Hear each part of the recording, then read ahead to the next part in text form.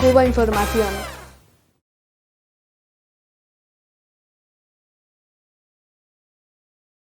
Buenos días, estamos aquí en Barcelona eh, con el gran honor de que nos acompaña Fernando González York, uno de nuestros 5 héroes cubanos.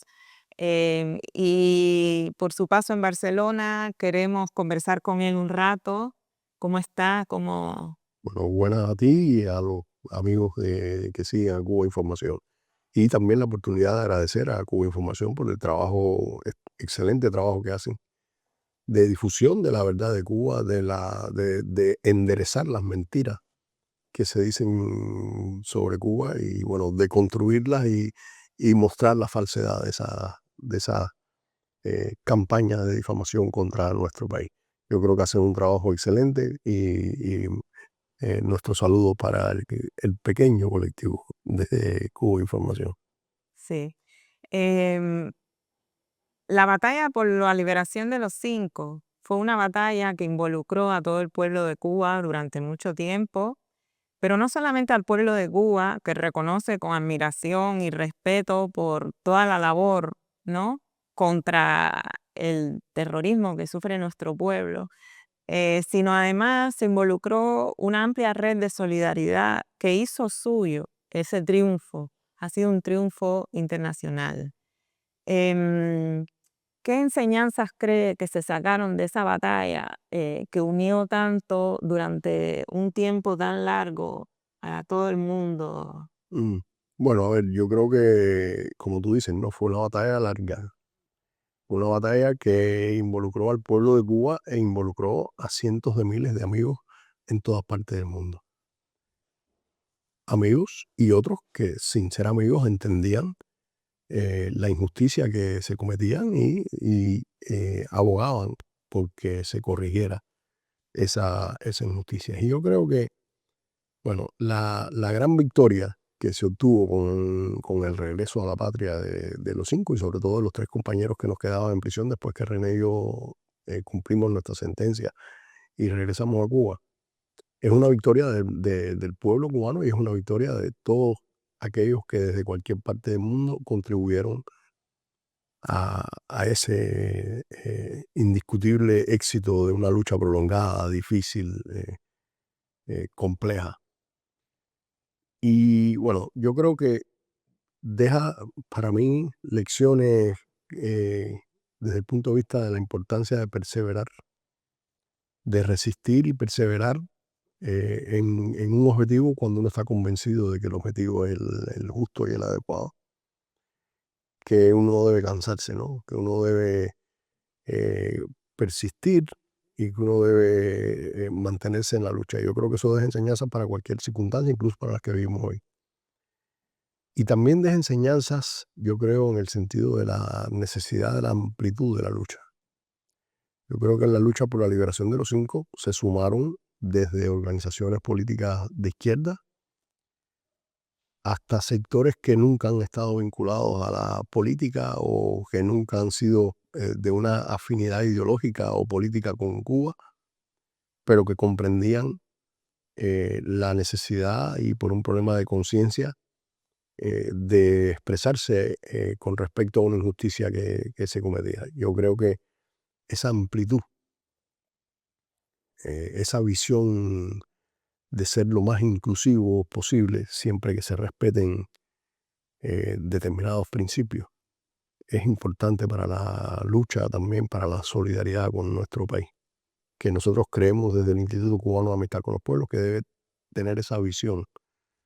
Cabe, y todo el mundo, todo el que respete la soberanía de Cuba, respete el derecho de Cuba a ser un país independiente, soberano, de tomar sus propias decisiones y de que el gobierno de los Estados Unidos no tiene el derecho de tratar de imponer a Cuba una agenda que no es la que los cubanos hemos escogido para nuestro país. Tiene un espacio, o debería tener un espacio en el movimiento de solidaridad con Cuba. Yo creo que esa es una enseñanza. La capacidad de comunicar verdades, la capacidad de llegar y de tocar el corazón de las personas con elementos convincentes, con elementos que explican y que emocionan también. Entonces, yo creo que deja esas, digamos, experiencias positivas que yo creo que son útiles para aquella campaña y son útiles para la lucha, entendiendo que una cosa es una campaña y otra cosa es la lucha cotidiana, ¿no? Pero creo que son lecciones que aplican para la lucha del pueblo cubano y para la lucha de tantos amigos que nos acompañan en esa batalla. No podemos mirar esa lucha, digamos, contra el bloqueo o contra la presencia de Cuba en la lista de países patrocinadores del terrorismo de una manera sectaria, de una manera dogmática. Yo creo que debemos darle espacio a todo el que de una manera u otra tenga algo que aportar, siempre y cuando el punto de partida sea el respeto por Cuba, el respeto por el derecho de Cuba a ser un país soberano. Y bueno, en otras cuestiones puede que no coincidamos, pero si usted considera que ese bloqueo es criminal, que ese bloqueo es injusto, que ese bloqueo afecta al pueblo cubano, como es la realidad, yo creo que puede aportar de una manera u otra. Bien, Fernando, en este momento no solamente es un héroe de Cuba por todo lo que sucedió en el pasado, sino que el pueblo cubano le da nuevas responsabilidades. Te llega a la patria y asume la dirección de el ICAP, Instituto Cubano de Amistad con los Pueblos. A partir de lo que usted nos ha explicado, se conoce la hostilidad, ¿no?, que Cuba resiste, que Cuba enfrenta del gobierno de los Estados Unidos, que quiere perpetuar esa relación colonial con el Caribe y con la isla de Cuba. A pesar de toda esta hostilidad, y lo digo por la importancia que tiene el ICAP, Cuba apuesta por la solidaridad. No, Porque no es, fíjate, Cuba apuesta, a la misma vez Cuba tiene confianza en la solidaridad, y yo creo que hay un punto de partida, que es la Revolución Cubana. Y yo creo que el mundo, y hay algo, yo percibo, ¿no?, instintivo en los pueblos. Aquellas personas que han vivido toda su vida en desventaja por un sistema social que no les permite avanzar, que han tenido que luchar duro por derechos, que después viene un gobierno de un signo político diferente y les vuelve a quitar, y que toda su vida ha sido esa lucha. Yo creo que hay algo instintivo en los pueblos que aún con tanta desinformación y con tanta propaganda en contra de Cuba, Cuba sigue siendo una experiencia revolucionaria que despierta el interés de muchas personas. Y desde que nosotros estábamos en la prisión, o estando nosotros en la prisión y con toda la campaña internacional que se desarrolló, nosotros estábamos convencidos que el basamento de todo eso no éramos nosotros cinco. Ninguna de las personas, o muy pocas de las personas que se sumaron a la lucha, nos conocían a nosotros personalmente. Es el prestigio de la Revolución Cubana, es la moral de la Revolución Cubana, es lo que representa la Revolución Cubana para millones de personas en el mundo. Estén más informadas o no, a veces es únicamente una cuestión de instinto. Y entonces yo creo que ese es el basamento de tanta solidaridad. Yo dudo mucho que haya existido un proceso de transformación social en alguna época en el mundo que haya gozado de tanta solidaridad como ha gozado Cuba por un tiempo tan prolongado como el que lo ha tenido Cuba. Y son los pueblos acompañando a un proceso revolucionario en el que ven no una obra perfecta, no una obra en la que no haya que corregir cosas, pero una obra que aporta una esperanza, aporta una expresión práctica de que es posible construir una sociedad sobre la base de principios diferentes a los que históricamente han existido y que nos quieren hacer creer que es la manera natural y única de construir una sociedad. Entonces, aún en lugares lejanos, aún en lugares sin mucha información sobre Cuba, el hecho de que exista Cuba, el hecho de que exista Fidel Castro, el hecho de que esté de pie esta islita frente a un enemigo tan poderoso, resistiendo, y el hecho de que haya una sociedad en esa islita a la que se le castiga por parte del país más poderoso del mundo, precisamente por querer construir un proyecto social en el que el ser humano es el centro de todo y no las utilidades de las empresas, o un mercado de valores en que las personas valen en nuestro país por lo que son, por lo que llevan dentro y no por la cantidad de bienes materiales que acumulan. La gente instintivamente asume una posición a veces más activa. No todos participan activamente de un movimiento de solidaridad, pero despierta simpatías. Y nosotros también, hay que decirlo, hemos aportado mucha solidaridad al mundo y la gente lo reconoce. Yo soy de los que digo que no se puede entender la Revolución Cubana sin comprender el sentido de la solidaridad que ofrece Cuba. Y nosotros en la puerta del Instituto Cubano de Amistad con los Pueblos tenemos una gigantografía de Carlos Manuel de Céspedes, el padre de la patria, con una frase de Carlos Manuel de Céspedes del año 1868, explicando que lo que se iniciaba en Cuba como guerra de independencia no era únicamente para Cuba, era también para tenderle una mano amiga y solidaria al resto de los pueblos del mundo. O sea que en Cuba siempre ha habido esa visión universal de lo que se hace, de que lo que hacemos no es únicamente para los pobladores de la isla, queremos compartirlo con otros pueblos del mundo. Y yo creo que la gente reconoce eso. Yo, que por razones de mi trabajo estoy en contacto permanente con amigos de diferentes países, yo puedo apreciar el sentido de la gratitud que existe hacia Cuba por todo lo que ha hecho. Yo, digamos, uno visita África o se reúne con africanos que van a Cuba y uno siente con, con la sinceridad mayor del mundo la expresión de gratitud hacia Cuba por el aporte que hizo Cuba en los procesos de liberación de África. Te hablas con los compañeros en Sudáfrica o de Namibia o de Angola o de Etiopía o de Argelia y de otros países a los que Cuba tuvo una participación en sus luchas por la independencia o en la colaboración médica, de salud, educacional, en la construcción. Los cientos de miles de cubanos que pasaron por diferentes países de África que todavía están ahí en misiones médicas o en misiones de educación. Entonces, yo creo que es mutuo, ¿no? No se puede entender a Cuba sin la solidaridad que Cuba aporta porque es parte intrínseca del concepto de ser revolucionario en Cuba. Y yo creo que eso también las personas lo perciben y las personas lo ven, a pesar de la gran campaña que hay ahora mismo en estos momentos, mientras tú y yo hablamos con respecto a las brigadas médicas cubanas. Yo creo que la gente entiende. eh, y a lo mejor puede que haya algún político por ahí que no lo vea, pero los pueblos lo conocen y los pueblos saben cuando los cubanos van, los compañeros y las compañeras del sistema de salud cubano y atienden a personas que de otra manera nunca hubieran podido ser atendidas, atienden a personas incluso que nunca en su vida habían visto a un médico, y también entonces los conceptos con los que lo atienden. La diferencia entre tratar a un cliente o tratar a un ser humano. Y entonces todas esas cosas van dejando una huella.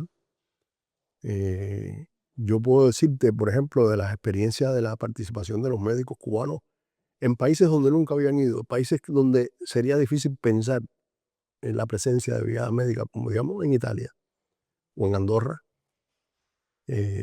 y las experiencias que nos cuentan los compañeros y las compañeras del sistema de salud cubano que estuvieron en esos países, la huella que dejan, aprenden, pero a la misma vez también en esos países se aprende mucho de la manera en que se asume la medicina en Cuba, de los conceptos con los que se trabaja, de la visión con la que se va al tratamiento de un paciente. Y uno lo aprecia también en las personas de esos lugares, con qué cariño y con qué afecto queda el recuerdo de aquella presencia de los médicos cubanos. Entonces yo creo que es un flujo mutuo de solidaridad de Cuba hacia el mundo y del mundo hacia Cuba. Pero lo cierto es que somos un proceso que ha disfrutado de la compañía de cientos de miles de amigos en todas partes del mundo. Nosotros mantenemos vínculos desde el ICAP en este momento con 1.672 organizaciones en 153 países. Y estamos claros además de que esa no es toda la solidaridad con Cuba. Esas son las organizaciones que se agrupan de una manera u otra para trabajar los temas de solidaridad, de apoyo a Cuba, pero solidaridad con Cuba se expresa de diferentes maneras y por diferentes vías, no únicamente a través de esas asociaciones de amistad. Y no son pocos los casos incluso de políticos de partidos de derecha en otros países que, sin embargo, con respecto a Cuba, tienen una visión más amplia, yo no diría de apoyo solidario, pero sí de comprensión y que también tiene un impacto en las políticas de... Sí. Bueno, la Revolución Cubana ya tiene 66 años, tiene varias generaciones de cubanos involucradas, y ya cubanos que hemos nacido, que somos hijos fruto de ese proceso. Por lo tanto, sí, queda claro que la solidaridad es una bandera que se mantiene, aunque el mundo cambia. Y con respecto a eso, los cambios que viene sufriendo el mundo, la geopolítica, en los últimos tiempos, yo creo que es importante decir algo que usted planteaba, que no es solamente la base popular solidaria con Cuba, sino que además hay un consenso internacional con respecto a la injusticia del bloqueo de la guerra económica que se ha recrudecido, de la inclusión de Cuba en la lista de países patrocinadores del terrorismo, y que se ve en la Asamblea General de las Naciones Unidas cada año, ¿no? Con la contundente y aplastante resolución con la necesidad de quitar el bloqueo, sino además en el Tribunal de Opinión, el Tribunal Popular que se realizó en Bruselas hace poco más de un año, donde, bueno, un tribunal con características de jueces, fiscales, evidencias, no cubanas, sino internacionales de Europa, de Estados Unidos, de otros países, o sea, de países de otras partes del mundo que denuncian la extraterritorialidad del bloqueo, el carácter genocida.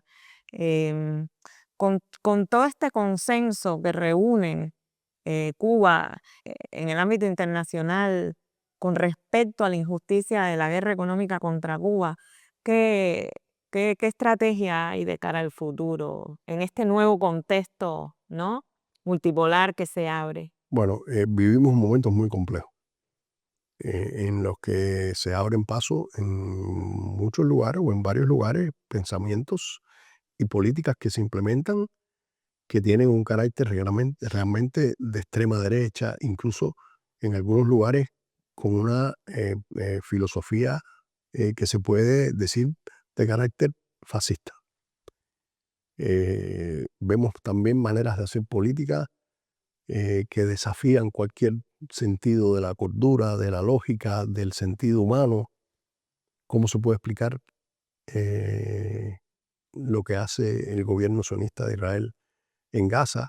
¿Cómo se puede explicar que tengan apoyo en algunos gobiernos, empezando por el gobierno de los Estados Unidos, que le vendan armas, que lo justifiquen? ¿Cómo se justifica un genocidio de esa naturaleza? Y de la misma manera yo creo que ningún político en el mundo, exceptuando los gobernantes de Estados Unidos e Israel también, que vota junto con Estados Unidos en la Asamblea General de las Naciones Unidas a favor o en contra de la resolución que llama a poner fin al bloqueo, ningún político del mundo, yo creo que públicamente, sería capaz de justificar una política de ese tipo contra Cuba.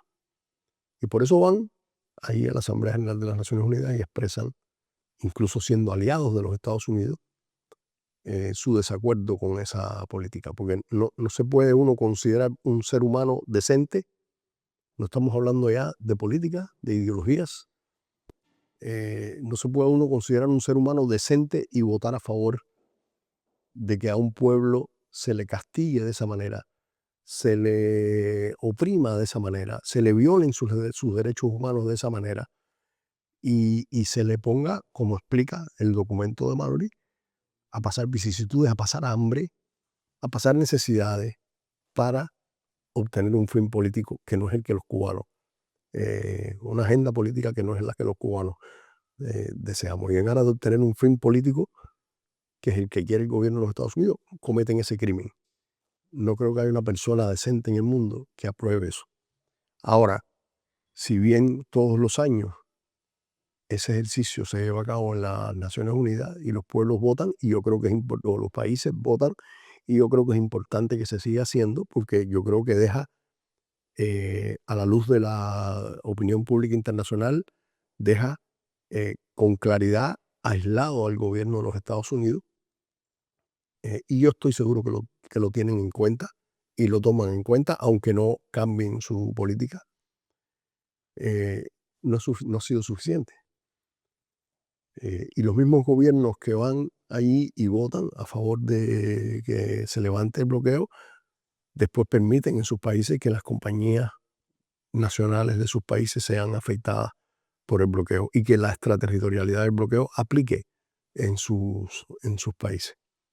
Entonces nosotros creemos que hace falta toda la movilización posible, no solo de los gobiernos a nivel diplomático en las Naciones Unidas, sino a través de los pueblos, de las organizaciones políticas, de los parlamentos, para generar conciencia y generar presión sobre los políticos en Estados Unidos para que reaccionen y en algún momento se vean en la necesidad de cambiar la política hacia Cuba. Por supuesto, para el movimiento de solidaridad durante mucho tiempo ha sido un interés del movimiento de solidaridad, una prioridad, la denuncia de ese bloqueo, la denuncia de la presencia de Cuba en la lista de países patrocinadores del terrorismo. Y a partir de ciertas organizaciones de izquierda presentes en el Parlamento Europeo, surge la idea de organizar un tribunal internacional en la sede del Parlamento Europeo que analice a la luz del derecho internacional al bloqueo económico, comercial y financiero como una política que viola principios de la ley internacional, del derecho internacional y de las normas jurídicas internacionales, comenzando por la Carta de las Naciones Unidas. Entonces, a partir de la iniciativa de un grupo de eurodiputados del partido de la izquierda, el grupo de la izquierda y otros, se pudo inscribir como una iniciativa estratégica en el Parlamento Europeo y se utilizaron los salones del Parlamento Europeo y los servicios del Parlamento Europeo para realizar llamadas. Nos parecía también que era importante que se hiciera en el Parlamento Europeo, no solo por las cuestiones logísticas, sino por el rol que ha jugado el Parlamento Europeo también en la aprobación de políticas hostiles contra Cuba y en la población, en la manera hostil en que en algunas ocasiones se ha expresado en algunas resoluciones con respecto a Cuba. Y allí se hizo un ejercicio de 2 días en los cuales un grupo de abogados, todos europeos o norteamericanos, ninguno cubano, se conformaron en un tribunal, un grupo de ellos como jueces, 3 de ellos como fiscales, un fiscal belga, un fiscal español y un fiscal norteamericano o una fiscal norteamericana, y un grupo de abogados que se constituyeron en un tribunal como jueces. Ahí se escucharon testimonios de cubanos y de no cubanos sobre el impacto del bloqueo en la sociedad cubana y sobre el impacto del bloqueo en los países europeos. Y cómo algunos ciudadanos europeos, comerciantes, empresarios, se han visto afectados en su operación con Cuba o en la posibilidad de su operación con Cuba por la aplicación extraterritorial del bloqueo. Yo debo decir que ahí también hubo expresiones y testimonios de personas incluso que fueron vicepresidentes del Parlamento Europeo y que conocen bien la operación del Parlamento y cómo impacta también las políticas de Estados Unidos en ese ámbito. Como resultado del testimonio, las evidencias, las acusaciones que hicieron los fiscales, el tribunal emitió un dictamen que a mí me parece un documento muy interesante porque ha analizado jurídicamente cómo esta política criminal impacta de una manera severa y por un periodo prolongado sobre la población de Cuba. Y cómo esto se constituye en una violación de determinados tratados internacionales, convenciones, acuerdos, y también cómo afecta la soberanía de los países europeos, que es un elemento menos mencionado. Y habiéndose tratado de un evento en el Parlamento Europeo que supuestamente está para defender los intereses soberanos de los países que conforman la Unión Europea, bueno, es importante también que hubiera una expresión con respecto a la afectación que implica el bloqueo a la soberanía de los países europeos. Y yo creo que ese dictamen, que es muy interesante, es un documento que debe ser, en nuestra opinión, una herramienta de trabajo. Es un documento con un análisis jurídico que lo puede comprender una persona de izquierda, una persona de centro, una persona de derecha. Yo creo que quien lea el documento tiene una información y un análisis de índole jurídico. Y si la persona es honesta, y si la persona no se deja llevar por digamos, dogmas ideológicos, yo creo que la conclusión sería lógica, ¿no? El impacto criminal del bloqueo. El bloqueo incluso como una política que califica como genocidio, de acuerdo a ciertas convenciones internacionales. Si el sesgo político no nubla la vista, este es un documento que, sin ser un documento de izquierda, sin ser un documento de derecha, es un documento jurídico, permitiría a cualquier persona, si es objetiva, si es honesta, y si el sesgo político no lo ciega, hacer un análisis justo sobre esta política criminal. Entonces nosotros creemos que es un documento con el que se puede trabajar para llevarlo a diferentes ámbitos parlamentarios, jurídicos, etcétera, que permita avanzar en la creación de conciencia y en la movilización alrededor del tema del bloqueo, más allá de que el ejercicio en las Naciones Unidas sigue siendo útil, sigue siendo necesario, sigue siendo importante, pero yo creo que hay que avanzar en todas las direcciones posibles.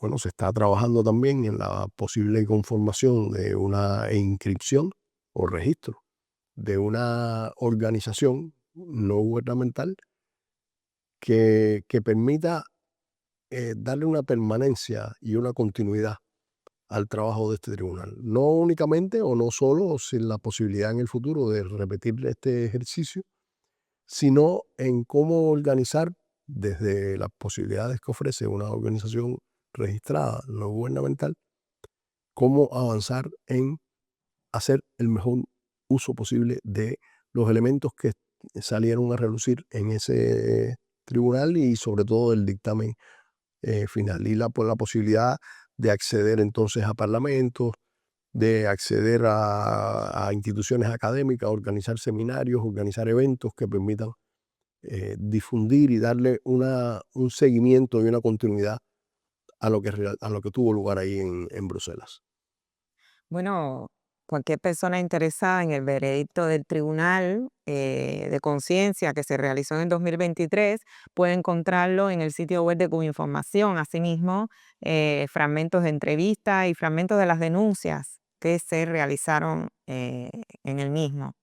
Para concluir, Fernando, ¿qué mensaje deja usted a la coordinadora Defensé en Cuba, aquí en Barcelona, en su paso por primera vez, ¿no? Y por primera vez. Por primera vez. Bueno, a ver, yo primero tengo que agradecer todas las atenciones que he recibido aquí en Barcelona, ¿no? de la coordinadora Defensé en Cuba y de todos los compañeros con los que hemos tenido contacto. Y bueno, yo creo que mi primera vez aquí en Barcelona y ha sido una experiencia muy bonita, he recibido mucho afecto, mucho cariño, mucha atención y yo creo que la posibilidad también de compartir con los compañeros algunas ideas sobre la solidaridad que nosotros tenemos desde el ICAP, de cómo avanzar en determinados temas Y realmente ha sido un momento, unos días, no muchos, pero unos días que han permitido, bueno, entre otras cosas, a algunos compañeros incluso conocerlos personalmente, a otros ya los conocía, habíamos coincidido en eventos o en Cuba. La posibilidad también de conversar, de escuchar sus inquietudes, sus preocupaciones, su visión sobre el trabajo que realizan. Y bueno, yo creo que ha sido muy positiva la experiencia. Desde la parte de los afectos y también desde la parte profesional ya del trabajo de solidaridad que lleva muchos años haciéndolo y que hay que continuar fortaleciendo. Yo creo que eh, hay que seguir trabajando en la solidaridad, hay que buscar nuevos espacios, hay que buscar sangre joven también para la solidaridad, que venga con ideas frescas, que venga con iniciativas, con maneras de hacer, que son las maneras de hacer de los días de hoy, que no demeritan en nada, por supuesto, la historia larga, sacrificada de tantos compañeros y compañeras, sino que sencillamente las cosas se deben ir complementando. Y bueno, yo estoy seguro que desde aquí, desde Barcelona y de Cataluña en general, seguiremos contando con todos los amigos con los que hemos contado en estos años y vendrán más. Claro que sí. El cariño merecido, el respeto. eh, y bueno, tal como se dijo en otros tiempos, quien se levanta hoy con Cuba, Ujú, se levanta porque yo creo que la solidaridad y la causa cubana precisamente hacen brillar lo mejor del ser humano. Y en estos momentos oscuros, esa es una batalla fundamental. ujú. Entonces, bueno, ha sido un gusto tener con nosotros a Fernando González, héroe de la República de Cuba y presidente del Instituto Cubano de Amistad con los Pueblos. Muchas gracias. Para ustedes ha sido Claudia González, Bueno, desde Barcelona. gracias Ru- Claudia, gracias a los compañeros de Cuba Información y a los que estén viendo la entrevista.